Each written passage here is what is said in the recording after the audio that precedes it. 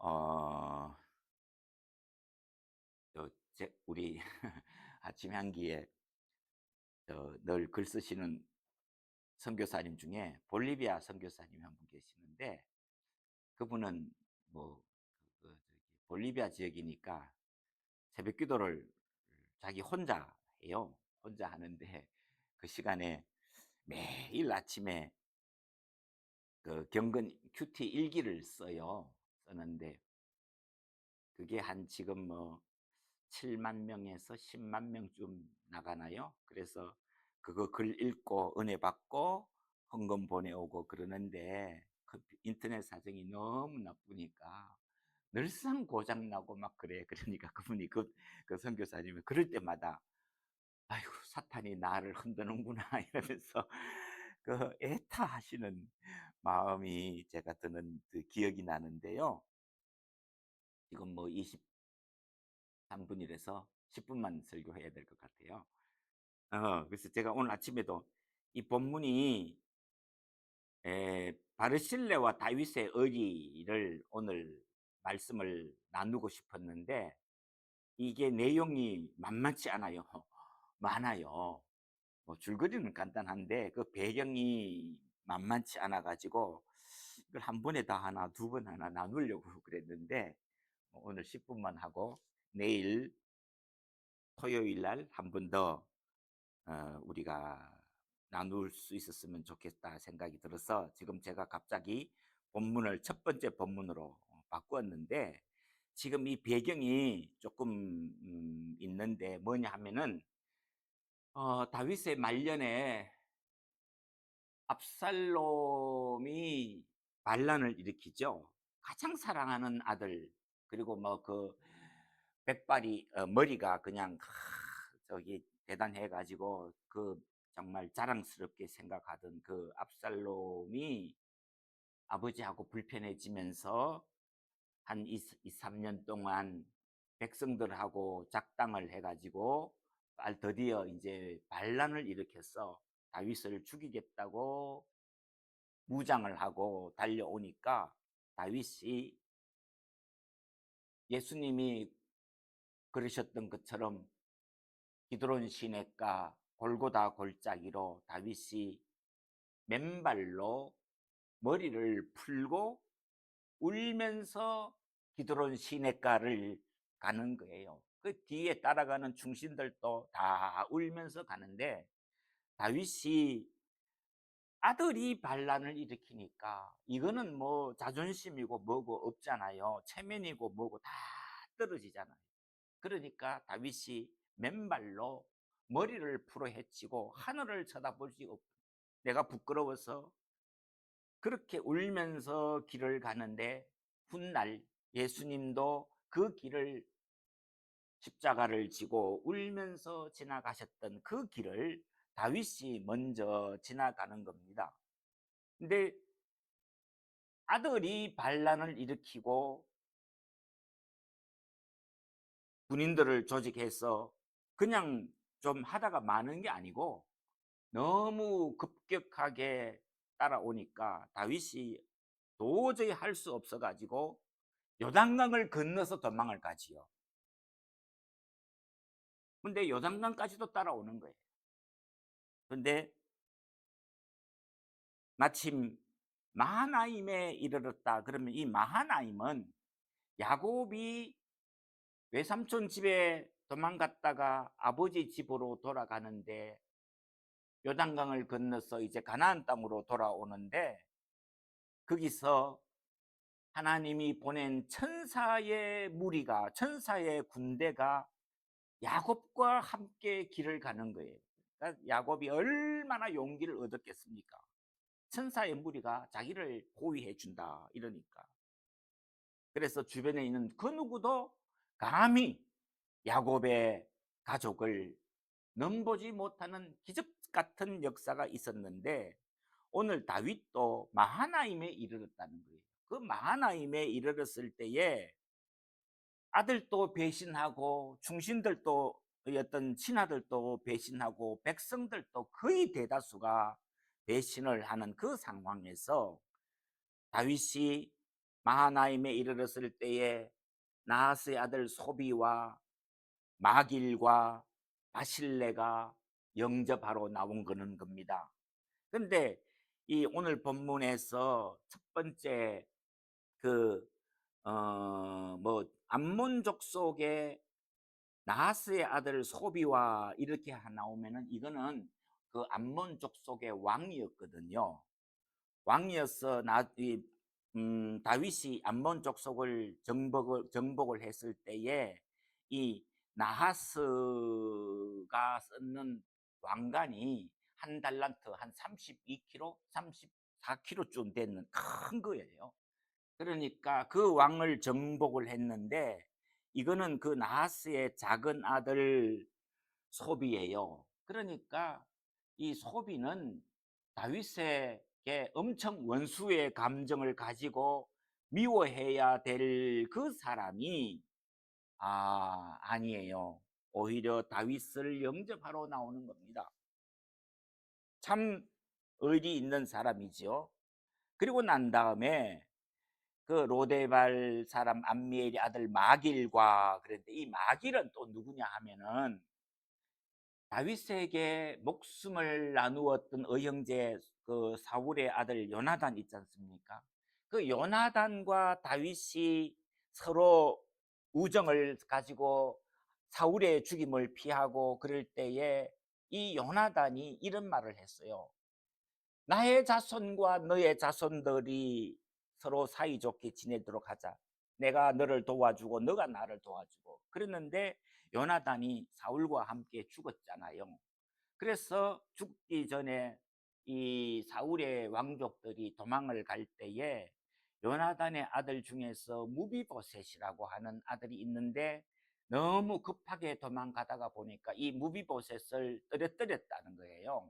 품에서 떨어뜨렸든지 뭐 하여튼 그렇게 말해서 떨어뜨렸는지. 그래서 이 무비보셋은 요나단의 아들인데 두 다리를 쓸 수 없는 장애인이 되었는데 그 무비보셋을 돌보던 사람이 바로 이 마길이라고 하는 사람입니다. 그리고 다윗이 나라를 이제 세우고 혹시 사울의 집안에 남은 사람이 있느냐, 내가 그를 돌봐주겠다 그랬는데 요나단의 아들 무비보셋이 있나이다 이러거든요. 그러니까 무비보셋을 데리고 오라. 내가 그의 평생 그는 내하고 같이 밥 먹는다. 그렇게 이야기하는 거예요. 그러니까 무비보셋이 벌벌 떨면서, 이거는 왕족이잖아요. 이 요나단의 아들인데 이, 이 제가 가지고 있는 성경도 주석에다가 다윗이 진심으로 그랬을까 아니면은 이 사울의 집안이 반란을 일으키려고 그러니까 무비보셋을 감시하려고 그랬을까 이런 학설이 만만치 않는데 우리가 전후 문맥을 살펴보면 그건 아니에요. 그런데 하여튼 무비보셋도 다윗 새로운 왕이 자기를 찾는다 그러니까 벌벌 떨면서 나갔는데 다윗이 사울의 집안에 있는 모든 땅을 너에게 다 돌려주겠다. 그리고 너는 평생 나하고 같이 밥 먹는다. 내 밥상에서 밥 먹는다. 왕의 식탁에 참여하는 놀라운 일이 일어나니까 이 무비보셋이 다윗에게 죽은 개 같은 나에게 어찌하여 이런 은총을 베푸십니까? 그러면서 감격하는 거예요. 그런데 그 무비보셋의 후견인인 보호자인 마길이 보았을 때에는 정말 이거는 있을 수 없는 일이에요. 왕의 족속이니까 사울의 집안이니까 죽여도 괜찮은데, 죽여야 되는데 그 땅을 다 돌려주고 은혜를 베풀고 왕의 밥상에서 밥을 먹도록 해주는 이 다윗의 은혜에 너무 감격해가지고 아마 다른 사람들은 다 배신해도 나는 그에게 충성하리라 이렇게 해서 아마 다윗을 영접 나왔던 것 같아요. 다윗이 이길 확률이 별로 없어 보이는 겁니다. 그런데도 하여튼 나왔어요. 그리고 세 번째, 그 길르앗에 있는 사람 이 바르실레는 아주 부유한 사람입니다.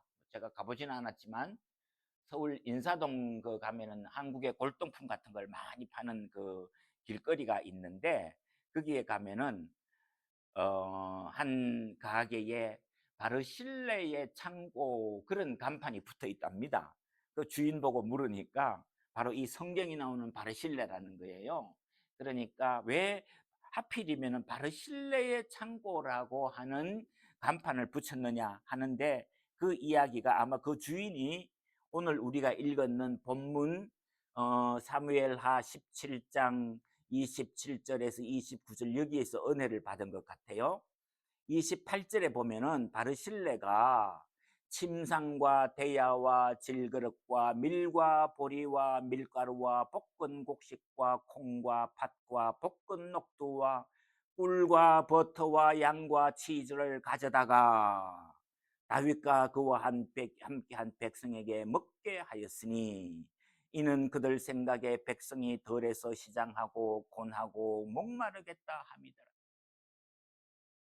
왜 바르실레가 가지고 나오는 이 물품의 목록을 굳이 성경이 다 기록을 했겠습니까?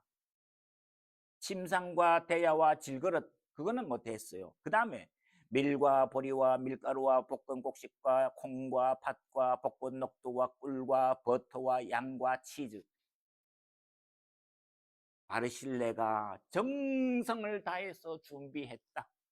자기 재산의 상당 부분을 가지고 나왔다. 그 이야기를 지금 사무엘하 기자는 말하고 싶은 겁니다. 그래서 곡식 종류가 11가지예요. 그런데 그 29절에 꿀과 버터와, 그 버터는 요즘 성경에는 요구르트와 그렇게 나왔어요. 요구르트와 양과 그 양고기와 치즈를 가지고 나왔어요.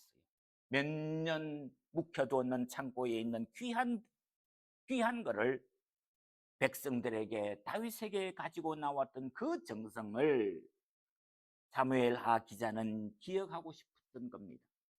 이 목록이 야곱이 애굽에 곡식을 사러 갔는데 아들들이 머뭇거리고 못 가거든요. 요셉의 말하기를 내 동생 베냐민을 데리고 오라는 거예요. 안 그러면 너희는 간첩이라는 거예요. 그래서 머뭇하고 못 가고 있을 때에 야곱이 마지막까지 버티다가 이제는 양식이 없어요. 굶주리게 된 거예요. 그래서 마지막 결단을 내리면서 야곱이 그런 이야기하죠. 이러면 이러리로다.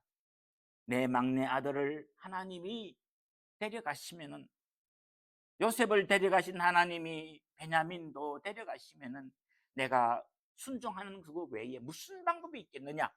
그러면서 이러면 이러리로다. 마지막 결단을 내리고 아들들을 애굽으로 양식을 구하러 보내면서 빈손으로 가지 말고 그 가나안 땅에 있는 모든 진귀한 보물, 요즘 성경에 보면은 아몬드와 피스카치오와 뭐 하는 그 진귀한 보물, 애굽에서는 먹도 보도 못했던 것들을 바리바리 싸가지고 들려보낼 때에 그 구절 보다가 오늘 이 본문이 더 자세하게 목록을 만들거든요. 정말 이걸 보면서 우리가 몇 가지 생각합니다. 바르실레가 얼마나 정성껏 다윗을 영접했느냐, 첫째입니다. 두 번째는 믿을 수 없었던, 기대할 수 없었던 소비와 그 다음에 무비보셋의 후견인이었던 마길 같은 사람, 정말 원수가 되어야 마땅한 사람들이 다윗을 영접하러 나오는 거예요. 다윗이 얼마나 용기를 얻었던지 이 본문을 여기서 끝내는 것이 아니고 19장에 가서 이제 그 압살롬을 정복을 하고 난 다음에 요단강을 건너서 예루살렘으로 들어가야 되는데, 요단강을 건너기 전에 이 바르실레가 왕을 배웅하러 요단강 나루토에 나온 거예요. 그러니까 다윗이 너무 감격했던 그 은혜를 기억을 하면서 바르실레에게 너는 나와 함께 예루살렘으로 가자. 내가 너를 위해서 공개하겠다, 대접하겠다. 그렇게 이야기하는데 이 바르실레가 왕이시여 내 나이 80인데 내 나이 80인데 지금 우리말로 하면은 내가 어떻게 맛있고 좋고 나쁘고 그런 거를 구별할 수 있겠습니까? 남자와 여자들이 노래를 부르고 춤을 춘다고 한들 내가 어떻게 그것을 느낄 수 있겠습니까? 나는 이제 몇 년 안 살다가 얼마 안 살다가 평안히 죽는 것이 내 가야 될 길입니다. 그러면서 안 가요. 그리고 그 본문에서 19장에서 보면은 내가 왕을 대접한 것이 무슨 부귀영화를 누리겠다는 게 아니고 그냥 하나님의 사람이니까 이 나라의 왕이시니까 내가 정성껏 당신을 대우한 것뿐입니다. 그리고 내 나이 80에 이제 살면 얼마 살겠습니까? 그런데 이 19장 본문에 오면은요 나이 80이라는 것을 두 번이나 이야기해요. 두 번이나. 노구를 이끌고 모세가 이야기했던 대로 우리의 인생이 70이요 강건하면 80이라도 그런 말처럼 80 나이에 왕을 배웅하고 영접하는 이 일에 노구를 이끌고 나왔던 이 바르실레에 다윗이 엄청 감격해요. 그래서 다윗이 바르실레에게 대답해 주는 말이 당신이 원하는 것이라면 내가 뭐든지 하겠습니다. 우리 성경에 보면은 다 너를 위하여 시행하리라. 말만 하세요. 그런 이야기입니다. 모든 것을 다 해주겠다. 나라의 절반이라도 주겠다. 뭐 다윗이 그런 이야기를 지금 하는 겁니다. 그런데 이 다윗 바르실레가 나는 늙어서 못 가는데 내가 한 사람을 추천하는데 그 사람 이름이 김합이라고 김합이 있으니까 왕의 종 김합이 있으니까 원하신다면은 이 김합을 예루살렘으로 데리고 가서 보살펴 주십시오. 그랬는데 조세푸스의 증언에 의하면은 아들입니다. 이 바르실레의 아들이 김합이 그래서 예루살렘에 갔는데 예레미야서에 보면은 김합 지라고 하는 계력 김합이라고 하는 지명 이름이 나오는데 그게 김합의 여관 뭐 여인숙 뭐 그런 말이라고 그래요. 그러니까 그 상당한 의미가 있는데 김합을 데리고 가서 그냥 내 왕의 상에서 무비보셋처럼 밥 먹을 때 같이 밥 먹고 필요한 곡식을 다 주겠다는 정도가 아니라 아마 다윗이 베들레헴 근처에 다윗의 집안에 땅이 있는데 그 땅의 상당 부분을 김합에게 주었을 것이다. 그렇게까지 이 해석을 하거든요. 그런데 그 말은 이스라엘 사람들은 땅을 사고 팔지를 못하잖아요. 지금도 이스라엘은 건물값만 받아야 되지 땅은 국가 소유이거든요. 성경적으로. 그러는데 김합이 자기 땅을 가졌다는 말은 다윗이 자기의 개인 집안 땅을 상당 부분을 주었다는 말은 김합을 내 친족으로 생각한다 이 말이거든요. 이스라엘은 고엘 제도가 있지 않습니까? 룻기서에 나오는 것처럼 한 집안이 가난하면은 농사를 지어줘야 되고 아들이 없으면은 대를 이어가야 돼서 집안을 일으켜 줘야 되는 게 이스라엘의 고엘 제도인데 자기 땅을 나눠준다는 사실은 집안 식구처럼 생각했다. 그래서 다윗이 하여튼 파격적인 예우를 하는 거예요. 그런데 더 놀라운 사실은 열왕기상 가서 이제 다윗이 70이 돼서 죽어요. 다윗도 70까지밖에 못 살았는데 다윗이 70대에서 죽기 직전에 유언을 하지요. 그게 열왕기상 2장에 쭉 나오는데 솔로몬에게 여러 가지 지시를 합니다. 성전 짓고 어떤 사람은 벌 주고 뭐 그렇게 이야기하는데 바로 이 김합에게는 바르실레의 아들들에게는 그렇게 이야기해요. 바르실레는 벌써 그때 죽었습니다. 죽었는데 다윗이 마하나임에서 자기를 영접해 주었던, 정말 하나님의 사람으로 자기를 예우해 주었던 이 바르실레에게 너무 감격해 가지고 마지막 유언 가운데 한 절을 2장 7절에서 바르실레의 아들들에게 은총을 계속해서 베풀어라 하는 게 다윗의 유언입니다.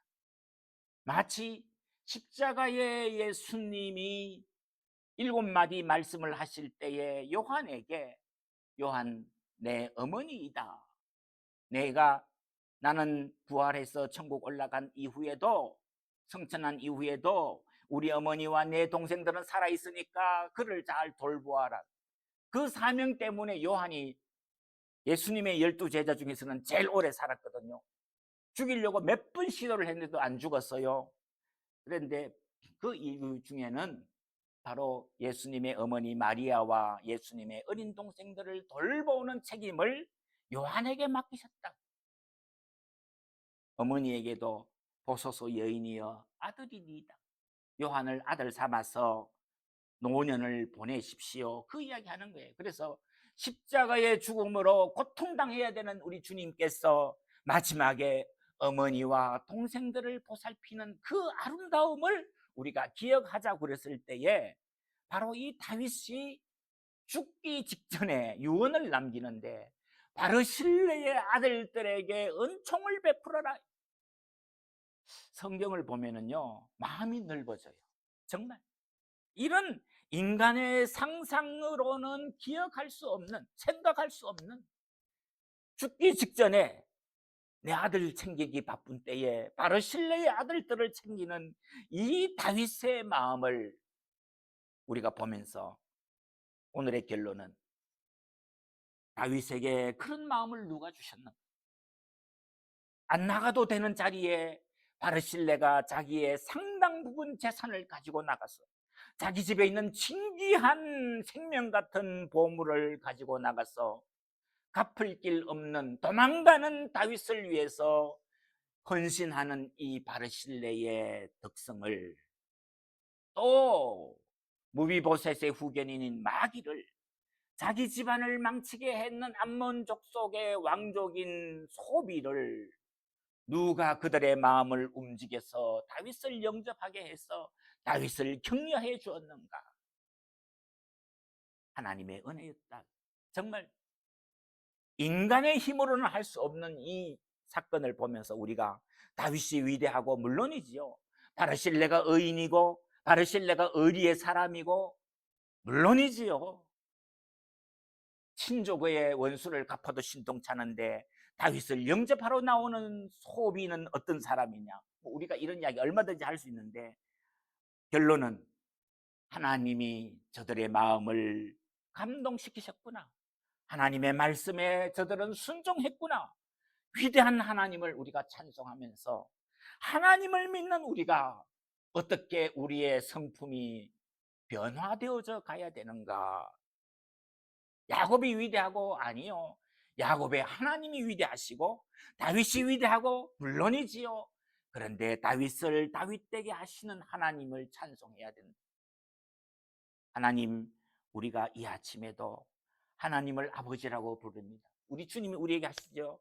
너희는 너희 아버지의 과와 같이 온전하라고 산상보훈에서 말씀하셨는데, 하나님, 죄 많은 우리가 하나님을 아버지라고 부르는데 하나님을 닮아가는, 예수를 평생 믿었으면은 좀 성령의 반열에 올라야 되는데 하나님, 우리가 아직도 죄에 헤매고 있습니다. 연약해집니다.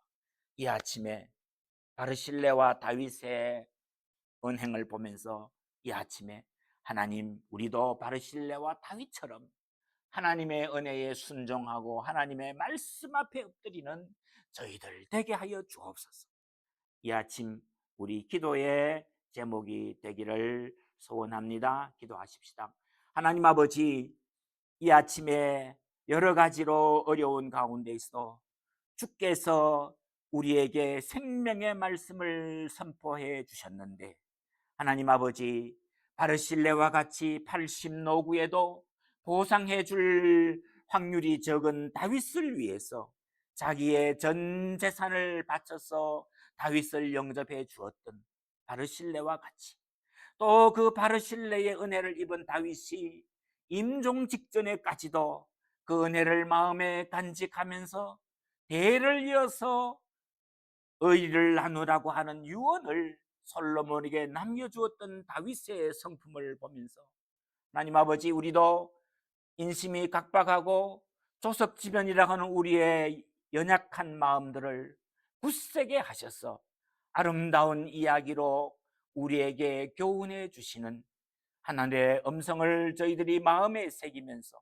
우리도 하나님을 아버지로 모시는 사람답게 이 땅에서 믿음으로 승리하며 세상 사람들로부터 칭송을 듣는, 예수 믿는 사람들로 자랑스러워하는 놀라운 주의 백성들로 날마다 붙잡아 주시오며, 우리의 성품이 주님을 닮아가는 사람으로 변화되게 하여 주옵소서. 우리 구주 예수님 이름으로 기도하옵나이다.